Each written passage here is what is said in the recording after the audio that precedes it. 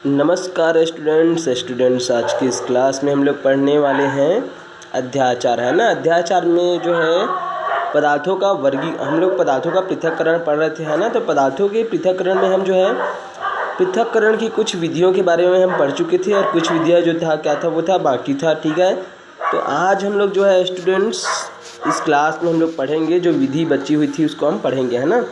तो सबसे पहली जो विधि जो 7वें नंबर की जो विधियां हैं है ना पदार्थों के पृथक्करण की, वो है अपकेंद्रण की विधि। कौन सी विधि? अपकेंद्रण की विधि, ठीक है। तो अपकेंद्रण क्या होता है, ठीक है, समझते हैं। जैसे कि मान लीजिए आप क्या कर रहे हैं, यहाँ पर देखिए ये जो है ये आपका जो है हाथ है, ठीक है। आप अपने हाथ में जो है क्या पकड़े हैं, एक जो है रस्सी को पकड़े हैं जिसमें क्या बंधा हुआ है, इसमें एक पत्थर बंधा हुआ है। अब इसको आप क्या करोगे, ऐसा गोल गोल क्या करोगे, घुमाओगे तो घुमाओगे है ना, ऐसा गोल गोल घुमाओगे। और यदि आप ऐसा घुमाते हैं इस पत्थर को जो है जो रस्सी से बंधी हुई है अपने हाथ से, ये आपका हाथ है ये, ठीक है। तो यदि ये रस्सी टूटेगा तो ये पत्थर जो है किस ओर जो है जाएगा टूटने के बाद, तो पत्थर जो है टूट करके जो है बाहर की ओर जो है ऐसा, मान लीजिए ऐसा ऐसा आप घुमा रहे हो ऐसा, तो टूट करके जो है इस साइड जाएगा ना, बाहर की ओर जो है ये जो है बाहर की ओर जो है फेंका जाएगा, ठीक है। ये अंदर की ओर नहीं आएगा, इस साइड जो है आपके हाथ साइड नहीं आएगा, बल्कि क्या होगा ये बाहर की ओर जो है ऐसा जो है बाहर की ओर जाएगा टूटने के बाद, ठीक है।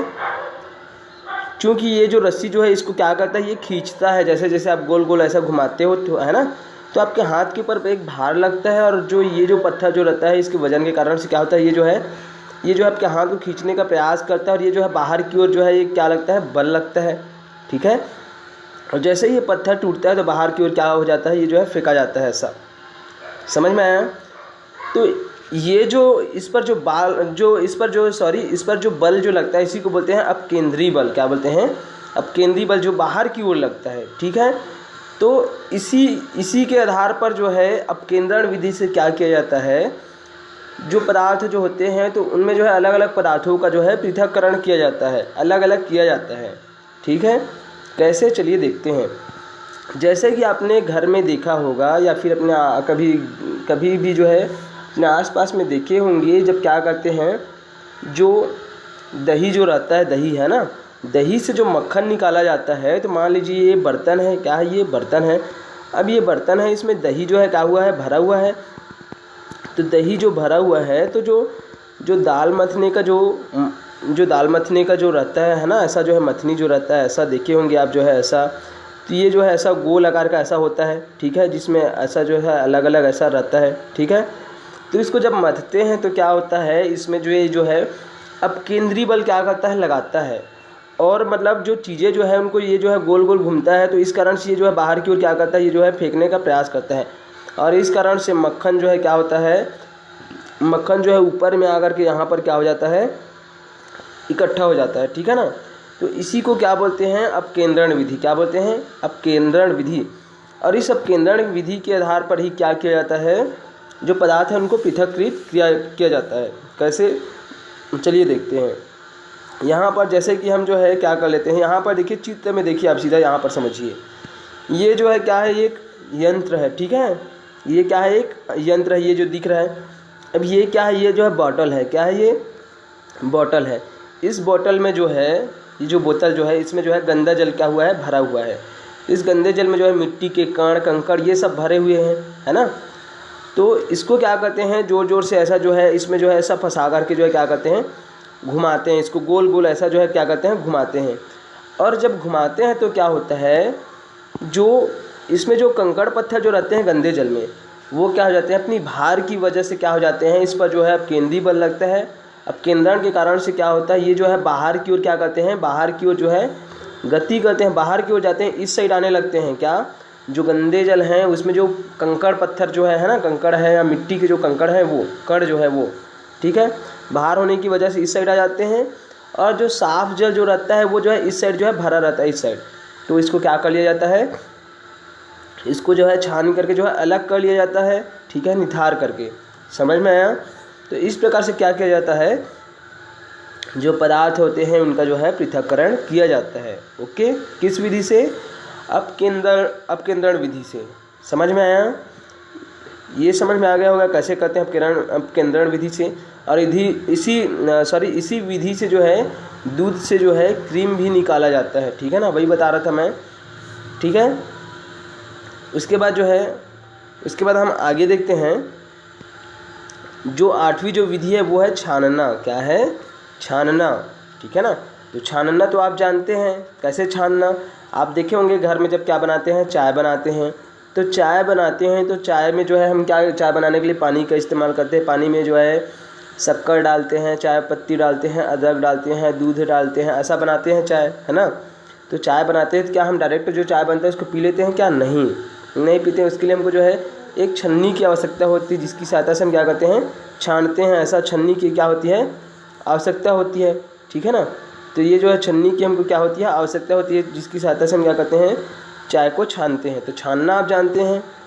तो इसके लिए जैसे कि यहाँ पर हम जो है जो छन्नी जो होता है चाय छानने के लिए, उसकी सहायता से हम क्या करते हैं, चाय को छानते हैं। तो ठीक इसी प्रकार से जो पदार्थ होते हैं, जिनमें कई प्रकार के पदार्थ क्या होते हैं, मिश्रित होते हैं, उनको अलग अलग करने के लिए हम क्या करते हैं, इस छानना विधि का प्रयोग करते हैं। जिसमें क्या करते हैं, जैसे कि यहाँ पर देखिए, इसमें जो है आपको जो है क्रियाकलाप दिया हुआ है। इस क्रियाकलाप को मैं डायरेक्ट आपको क्या कर रहा हूँ, समझा रहा हूँ। तो जैसे कि यहाँ पर देखिए, इसमें क्या है, ये जो है ना, ये जो है ये कीप है। इस कीप में हम क्या करते हैं, इस कीप में जो है एक जो है शंकु आकार का जो है छन्ना पत्रक जो रहता है, उसको क्या कर देते हैं, ऐसा मोड़ करके जो है लगा देते हैं, ठीक है ना। ये छन्ना पत्रक यहाँ पर देखिए, छन्ना कागज़ है, इसको मोड़ करके लगा देते हैं। उसके बाद जो गंदा जो जल जो रहता है, इसको क्या करते हैं, इसमें डालते हैं। तो जैसे ही हम इसमें जो है डालते हैं, ठीक है ना, जैसे ही हम इसमें डालते हैं तो क्या होता है, ये जो शंकु जो रहता है, शंकु आकार का जो छन्ना पत्रक जो होता है, छन्ना कागज़ जो होता है छानने वाला, उसमें जो कंकड़ है, कण है गंदे जल का, वो क्या हो जाता है, रुक जाता है। और जो जल जो है, जो साफ़ जल क्या होता है, वो नीचे की ओर जो है चला जाता है उसमें से छन करके। तो इसी विधि को क्या बोलते हैं हम, छानना। और इस प्रकार से हम क्या करते हैं, पदार्थों का पृथक्करण करते हैं। समझ में आया? ये हो गया छानना विधि हो गया। अब इस छानने विधि के द्वारा जो है, जो अब हो क्या रहा है, देखिए स्टूडेंट्स, लगातार जैसे जैसे क्या हो रहा है, जैसे जैसे जो है वातावरण में जो है वातावरण दूषित होते जा रहा है, इस ना पेड़ पौधे कटते जा रहे हैं। तो इस हिसाब से अगर हम देखते हैं तो लगातार जो है पृथ्वी पर क्या हो रही है, जो जल संकट जो है वो घर आता जा रहा है ना। जल संकट जो है उत्पन्न हो जाता है। आप देखे होंगे जब गर्मी का दिन आता है तो आपके घर के आसपास जो भी नल है ना, जैसे कि बोर है और या फिर जो है नदी है, ये सब क्या होने लगते हैं, सूखने लग जाते हैं, जल स्तर जो है गिरने लगता है, ठीक है ना। तो उस स्थिति में जो है हमारे सामने जो है जल संकट जो है उत्पन्न हो जाती है। तो इसी चीज़ से बचने के लिए हम क्या करते हैं, जो जल जो है उसका जो है वेस्ट ना हो, इसलिए हम क्या करते हैं, जो नदी का जल है, नाले का जल है, उनका क्या किया जाता है, उनका शुद्धिकरण किया जाता है और उनको पुनः जो है दैनिक जीवन में उपयोग में लाया जाता है, चाहे पीने के लिए हो या फिर नहाने के लिए हो या फिर और किसी कारण के लिए, है ना। तो उसके लिए जो है हम कई प्रकार के जो है ये पृथक्करण विधि को अपनाते हैं। जैसे कि यहाँ पर देखिए दिया हुआ है, नदी का जल जो है, नदी का जल को जो है पंपिंग स्टेशन से यहाँ से क्या किया जाता है, लिया जाता है। पंप की सहायता से लेने के बाद जो है अवसादन टंकी है, इसमें जो है अवसादन होता है। उसके बाद जो है रेत का, ये जो है अलग अलग देखिए यहाँ पर जो है अलग अलग टंकी बनी हुई है। इसकी सहायता से जो है अलग अलग, जैसे कि यहाँ पर अवसादन हुआ, उसके बाद यहाँ रेत कंकड़ है, इसको अलग कर लिया गया। उसके बाद यहाँ पर छनित है, छाना गया।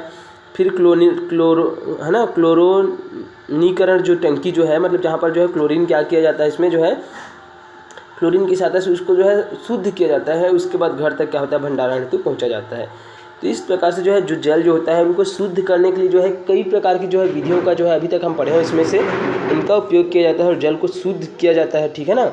और जल संसाधनों में जो जल को शुद्ध करने की ये जो है विधि है, ठीक है ना। और इसकी सहायता से क्या किया जाता है, घर तक जो है जल को जो है शुद्ध करके पहुँचाया जाता है। कहाँ के जल को, जो नदी या फिर नाले हैं वहाँ के जल को। समझ में आया यहाँ तक? तो इस प्रकार से जो है क्या होता है, जो शहरों में जो है सेप्टिक टैंक है, नालियों के जो जल होते हैं, है ना, उनको भी जो है क्या किया जाता है, ऐसा फिल्टर किया जाता है। और इसके लिए कई प्रकार की विधियों को जो है एक साथ इस्तेमाल किया जाता है। समझ में आया? तो ये क्या है, ये भी जो है पदार्थों को जो है पृथक्करण करने की जो है विधि है, जिसमें अलग अलग विधियों को क्या करते हैं, अपनाते हैं, ठीक है। समझ में आया? उसके बाद जो है यहाँ पर आपको कुछ बोला गया है कि पॉलीथीन की थैलियाँ, घर का कचरा नहीं फेंकना चाहिए किसमें, नालियों में, क्योंकि क्या कर देता है, ये जो है जाम कर देता है। देखते तो होंगे, है ना। उसके बाद जो है हम अगली विधि पढ़ेंगे वाष्पीकरण। क्या पढ़ेंगे? वाष्पीकरण। तो वाष्पीकरण में क्या होता है, चलिए समझते हैं हम लोग जो है। वाष्पीकरण को जो है बहुत सरल है ना। वाष्पीकरण मतलब क्या है, वाष्प बन करके उड़वाना उसको। जैसे कि आप है ना, जैसे कि यहाँ पर देखिए आप जो है एक कटोरी ले लीजिए, क्या लीजिए, कटोरी ले लीजिए। अब ये जो कटोरी है इसमें जो है एक कटोरी ले लीजिए और इसमें जो है ये पानी भरा हुआ है मान लीजिए। अब इसमें क्या कर दीजिए, नमक को घोल दीजिए। नमक को, बहुत सारा नमक को क्या कर दीजिए, अब इसमें घोल दीजिए। अब घुल गया, जैसे ही नमक घुल गया, अब इसको आप अलग अलग करना चाहते हैं, पानी को और किसको, नमक को। तो आप क्या कर दीजिए, ये जो कटोरी है इसको गर्म करिए। गर्म करेंगे है ना, तब तक इसको जो है गर्म करिए जब तक जो है इसमें जो पानी जो है वाष्प बन करके उड़ नहीं जाता, ठीक है ना। तो इसको लगातार देखिए, यहाँ पर जो है क्या किया जाता है, ये जो नमक का विलयन है ना, इसमें भरा हुआ इस कटोरी में, इसको लगातार क्या करते रहते हैं हम, जो है गर्म करते रहते हैं, गर्म करते रहते हैं। तो पानी जो है वाष्प बन करके क्या होने लगता है, उड़ने लगता है, ठीक है। तो पानी एक स्थिति ऐसी आती है, लगातार पानी वाष्प बन करके जो है उड़ते रहता है। उसके बाद एक स्थिति ऐसी आती है जब पानी जो है पूरा जो है क्या बन जाता है, वाष्प बन करके उड़ जाता है और नीचे कटोरी में केवल और केवल क्या बच जाता है, नमक बच जाता है, ठीक है। तो इस प्रकार से देखिए यहाँ पर क्या हो रहा है, यहाँ पर जल को जो है, पानी को जो है हम वाष्प बन करके क्या कर रहे हैं, उड़ा रहे हैं, है ना। और नीचे में क्या बन जाता है, केवल और केवल जो है नमक जो है अंतिम में बच जाता है। तो इस प्रकार से देखिए यहाँ पर पानी भी जो है अलग हो गया, वाष्प बन करके उड़ गया और नीचे में क्या बच गया, नमक बच गया। तो इस विधि को हम बोलते हैं वाष्पीकरण विधि। क्या बोलते हैं, वाष्पीकरण विधि, ठीक है। समझ में आया वाष्पीकरण विधि क्या है। तो इस प्रकार से नमक और पानी को हम क्या कर लेते हैं, अलग कर लेते हैं। तो इस प्रकार से जो है वाष्पीकरण की विधि द्वारा और कई अन्य पदार्थों को क्या किया जाता है, पृथक्कृत किया जाता है। ओके, समझ में आया। उसके बाद हम देखेंगे क्रिस्टलीकरण। क्रिस्टलीकरण क्या होता है, सबसे पहले जान लीजिए क्रिस्टल क्या होता है। क्रिस्टल जैसे आप जो है शक्कर को देखते होंगे, शक्कर की आकृति अगर उसके जो है कण को देखेंगे तो ऐसा रहता है, छोटा छोटा ऐसा रहता है ना, छोटा छोटा ऐसा कण देखे होंगे आप, जो है ऐसा रहता है, छोटा छोटा जो है क्रिस्टल के रूप में, कण के रूप में रहता है, ऐसा उनकी आकृति एकदम निश्चित रहती है। तो यही सब क्या कहलाता है, वो जो है क्रिस्टल कहलाता है। क्या कहलाता है, क्रिस्टल। ओके, क्या कहलाता है, क्रिस्टल। तो ऐसी जो है इसकी आकृति रहती है, तो यही सब क्या कहलाता है, क्रिस्टल कहलाता है। तो क्रिस्टलीकरण मतलब क्रिस्टल के जैसे जो है उसको बनाना, है ना, उसी वही क्या है, क्रिस्टलीकरण है। जैसे आपका नमक देखे होंगे, नमक की आकृति ऐसा गोल गोल जो है ऐसा रहता है, ऐसा है ना, रहता है ना, नमक की आकृति जो है गोल गोल। तो वो जो उसके कण जो है क्या है, वो क्रिस्टल है। क्या है, क्रिस्टल है। ओके, समझ में आया। तो यहाँ पर चलिए हम देख लेते हैं क्रिस्टलीकरण में जो है, जैसे कि ये जो है यहाँ पर जो है आपको कॉपर सल्फेट के बारे में बताया है, नीला थोथा के बारे में, है ना। नीला थोथा क्या है, जो है ये जो है एक पदार्थ है, ठीक है। तो आपको क्या करना है, एक बीकर लेना है। ऐसा जो है एक बीकर लेते हैं हम लोग, है ना। बीकर किसको बोलते हैं, कांच का जो है एक, कांच का एक बर्तन होता है छोटा सा ना, जिसको हम क्या बोलते हैं, ऐसा आप जो है उसको हम बोलते हैं बीकर। आपका गिलास के जैसे होता है कांच का, उसमें हम क्या कर देते हैं, पानी भर देते हैं। अब पानी भरने के बाद जो है धीरे धीरे क्या करते हैं, इसमें हम नीला थोथा को क्या करते हैं, डालते जाते हैं। ऐसा नीला थोथा क्या कर दीजिए, इसमें डाल दीजिए। अब नीला थोथा को हम इसमें डालते रहते हैं और छड़ से जो है, कांच के छड़ से जो है इसको क्या करते रहते हैं, पानी को एकदम से हिलाते रहते हैं। अब इसको हम क्या करते हैं, इसमें जो है इसको हम विलयन को जो है, ये जो विलयन रहता है इसको हम क्या करते हैं, गर्म करते हैं। यहाँ पर गर्म कर दीजिए, गर्म करना शुरू करिए। गर्म करते रहते हैं, नीला थोड़ा डालते रहते हैं और कांच की छड़ से इसको जो है हिलाते रहते हैं। और तब तक इसमें जो है नीला थोथा को मिलाते रहते हैं जब तक वो जो है पूर्ण रूप से इसमें जो है क्या ना हो जाए, मिल ना जाए, ठीक है ना। मतलब नीला थोथा जब तक घुलना बंद ना हो जाए तब तक हम इसमें क्या करते रहते हैं, इस पानी में नीला थोथा को डालते रहते हैं। तो जैसे ही नीला थोथा को डालते रहते हैं, जब घुलना बंद हो जाता है तो इस विलयन को क्या कर देते हैं हम, जो है इसको जो है हम गर्म करना जो है बंद कर देते हैं। अब गर्म करना बंद कर देते हैं, उसके बाद इसको क्या करते हैं हम, इसको जो है इस गर्म जो विलयन जो रहता है इसको जो है छन्ना पत्थर की सहायता से, कागज़ की सहायता से क्या करते हैं, इसको जो हम इसको जो है क्या करते हैं, छानते हैं। तो जो कुछ जो कण होते हैं, अशुद्धियों के जो कण रहते हैं वो क्या हो जाते हैं, ऊपर में रुक जाते हैं। और नीचे में जो है क्या होता है, नीचे में जो है ये जैसे कि हम लोग छानना शुरू किए स्कीप की सहायता से, तो इस जो गर्म जो विलयन था उसको, है ना, तो यहाँ पर जो है जो कागज़ जो छन्ना पत्रक रहता है उस पर जो है जो अशुद्धि के जो कण होते हैं वो क्या हो जाते हैं, रुक जाते हैं। और नीला थोथा के जो विलयन जो है नीचे में आकर क्या हो जाते हैं, इकट्ठा हो जाते हैं। अब इसको जैसे ही थोड़ा देर के लिए हम क्या करते हैं, इसको जो है कुछ समय के लिए जो है ठंडा होने देते हैं। तो जैसे ही ठंडा होने देते हैं तो नीला थोथा का हमको जो है क्रिस्टल प्राप्त होता है। क्या प्राप्त होता है, क्रिस्टल प्राप्त होता है। इसी को हम क्या बोलते हैं, क्रिस्टलीकरण। ओके, समझ में आया। उसके बाद जो है हम आसवन विधि देखेंगे। क्या देखेंगे, आसवन विधि। ओके, तो आसवन विधि क्या होता है, तो चलिए देखते हैं हम आसवन विधि क्या होता है। तो आसवन विधि में जो है 2 प्रकार की विधियाँ इसमें समाहित होती है, ठीक है। कैसी 2 प्रकार की विधियाँ, देखिए यहाँ पर चित्र में आसवन विधि क्या होता है। जैसे कि यहाँ पर देखिए हम जो है यहाँ पर जो है नमक का विलयन, देखिए नमक का विलयन कहने का मतलब क्या है, पानी, जैसे कि ये एक गिलास है, इसमें पानी भरा हुआ है, इस पानी में आप नमक को क्या कर दिए, घोल दिए। अब नमक को घोल दिए तो ये क्या बन गया, नमक का विलयन, ठीक है। इस नमक का, ये जो नमक का विलयन है, ठीक है, इस नमक के, ये जो नमक का विलयन है, इस नमक के विलयन को क्या करिए, ये जो कोनिकल फ्लास्क बोलते हैं, ऐसा बर्तन रहता है कांच का, ठीक है, इसमें हम क्या कर दिए, भर दिए। भरने के बाद इसमें ढक्कन लगा हुआ है, इसको हम क्या बोलते हैं, कारक बोलते हैं। और इसमें एक नली लगी हुई है, ऐसा कांच की, ये क्या है, नली है, कांच की क्या है, ये जो है नली है, ठीक है। जो यहाँ पर जो है, यहाँ पर जो कांच की नली जो है, यहाँ पर एक बीकर रखा हुआ है, और इस बीकर के बगल में जो ये जो दिख रहा है ना, पत्थर पत्थर टाइप का आपको, ऐसा ये सब जो है बगल बगल में जो रखा हुआ है, ये क्या है, बर्फ़ है, क्या है, बर्फ़ है। तो हम क्या करते हैं, जो नमक का जो विलयन जो रहता है वो जो है इसमें भरा हुआ है, इसको हम क्या करते हैं, गर्म करते हैं। ये जो है स्प्रिट लैम्प की सहायता से जो हम क्या करते हैं, गर्म करते हैं इसको।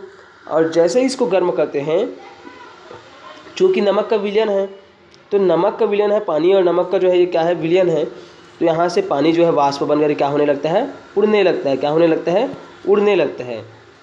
और ये जो पानी जो है वाष्प बन करके उड़ने लगता है, तो पानी अगर वाष्प बन करके उड़ रहा है गैस के रूप में, तो ये जो है किस में से होकर जाएगी, ये जो नली जो है इसमें से होकर के जो है यहाँ जाती है। ऐसा जाने के बाद जो है इधर क्या भरा हुआ है, ये जो है एक बीकर है, बीकर मतलब कांच का एक छोटा सा बर्तन, ठीक है ना। अब उसमें ये जो है आ करके नली जो है वहीं पर जो है गई हुई है। अब यहाँ पर जो है देखिए, ये वाष्प बन करके पानी जो है उड़ करके वाष्प बन करके ऐसे आ रही है, वो जो गैस जो है ना, पानी जो है गैस बन करके जो उनका वाष्पीकरण हो रहा है, भाप बन के आ रही है। अब ये गैस के रूप में आ रही है, लेकिन यहाँ पर देखिए जो कांच का बर्तन है ना, बीकर, इसके बगल बगल में क्या भरा हुआ है, यहाँ पर जो है इसके बगल में जो है बर्फ़ जो है भरा हुआ है।